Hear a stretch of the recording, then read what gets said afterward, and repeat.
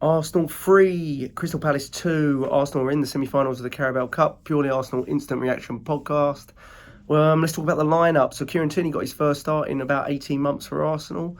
It was a mismatched sort of back four lineup. Put Partey at right back and Timber and Kivior at centre back, which concerned me a little bit with Mateta. We know he's strong with his back to goal. And we saw that from the get-go, didn't we, really? One long ball over Kivior's head. He doesn't deal with it well.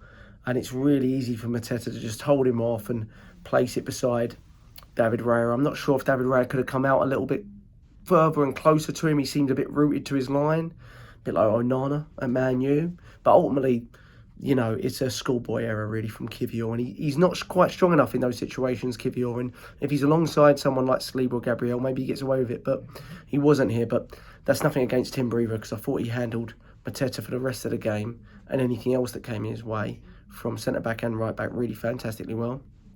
But at that point, we were 1-0 down, and we didn't really look like creating a lot. When Yeri was in midfield, and we couldn't get him on the ball a lot, and he couldn't create. We had a few chances, half chances in the first half, but ultimately it felt something that we've seen for quite a few games with Arsenal, where we just struggle to break down a team that's got an early advantage against us.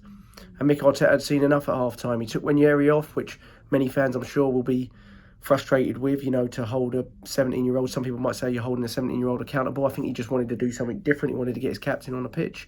And he took brought Saliba on and took Thomas Partey off, which moved Timber to right back, and it made Saliba sitting alongside Kivior, which made it much more comfortable for our back four, I think. And literally from minute one, we were in the second half. We were a completely different team. Odegaard was fantastic on the ball. Gabriel Jesus looked different. We were creating more. Marino could get on the ball more. He had a couple of shots from the edge of the box, and we just looked like we were attacking and opening them up with will, which was really, really good to see. It took a while to get our goal. We did get it though. It was a great ball from Odegaard.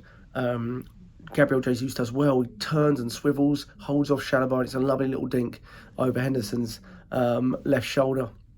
And what a goal that could be for him. It just looked like his confidence level just raised up after that point, and he's just started playing a little bit like the old Gabriel Jesus that we haven't seen for a long time. And soon after that, it was 2-1. Was it offside? Was it not? No VAR in Carabao Cup, so it wasn't, I guess.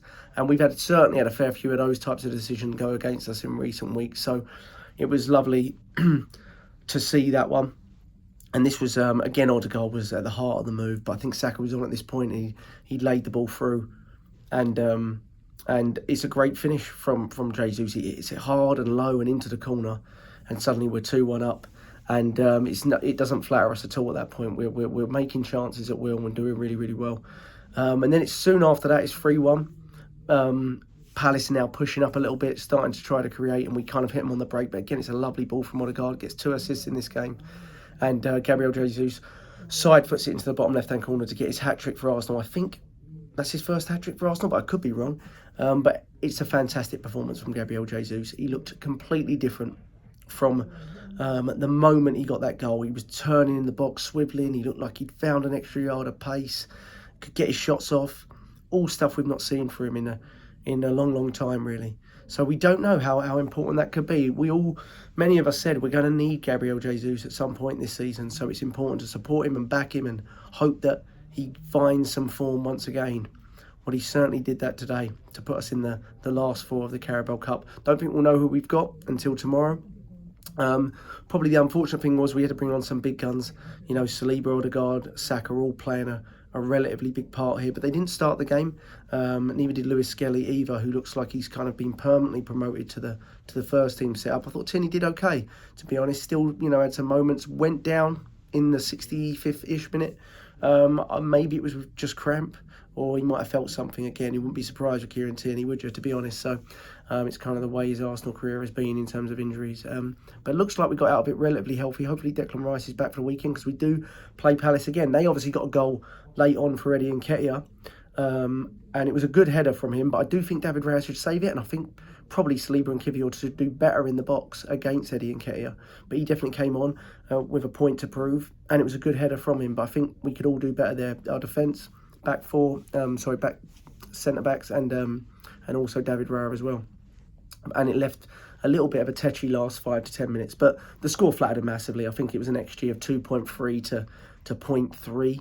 We've got to stop conceding so many goals to such little XG. I mean, they really, other than the Mateta incident, they did not create a thing. And it was not dissimilar from the Everton or the Fulham game. The difference, though, and the reason we win this game, as opposed to their two, is because we created a huge volume of chances to the level that we did in the Monaco game. And that's what he needs to really emphasise. Stop with the cautiousness, because you're going to concede the odd chance. And even if you don't, you might concede 2 goals like this. But can you create a big enough volume of chances for us to make sure that it doesn't matter when we do concede one like it didn't today? And I was really impressed with the second half performance. We needed to show up, and we did so in the last 4. And let's go to Palace and hopefully get a similar result up the Arsenal.